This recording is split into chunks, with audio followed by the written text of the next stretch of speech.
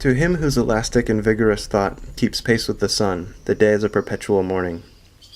It matters not what the clocks say or the attitudes and labors of men. Morning is when I am awake and there is a dawn in me.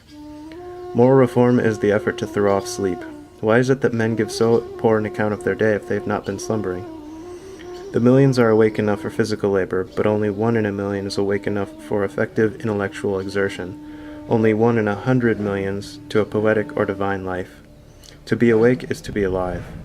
I've never yet met a man who was quite awake. How could I have looked him in the face?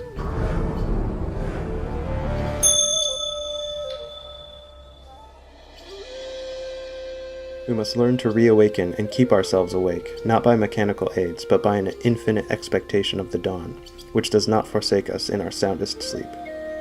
I know of no more encouraging fact than the unquestionable ability of man to elevate his life by a conscious endeavor. It is something to be able to paint a particular picture or to carve a statue, and so to make a few objects beautiful. But it is far more glorious to carve and paint the very atmosphere and medium through which we look, which morally we can do. To affect the quality of the day, that is the highest of arts. Every man is tasked to make his life, even in its details, worthy of the contemplation of his most elevated and critical hour.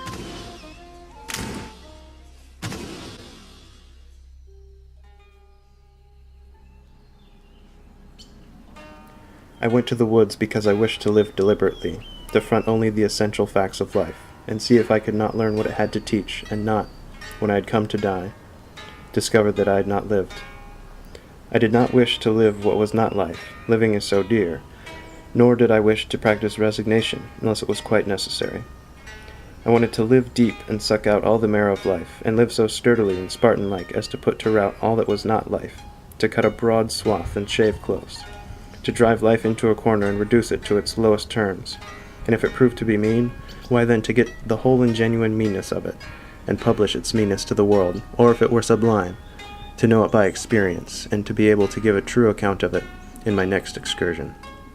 For most men, it appears to me, are in a strange uncertainty about it, whether it is of the devil or of God.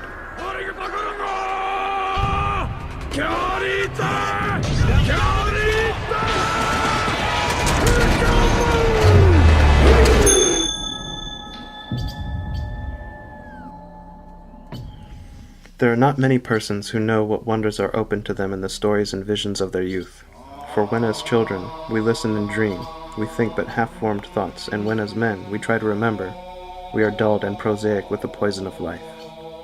But some of us awake in the night with strange phantasms of enchanted hills and gardens, of fountains that sing in the sun, of golden cliffs overhanging murmuring seas, of plains that stretch down to sleeping cities of bronze and stone, and of shadowy companies of heroes that ride caparisoned white horses along the edges of thick forests.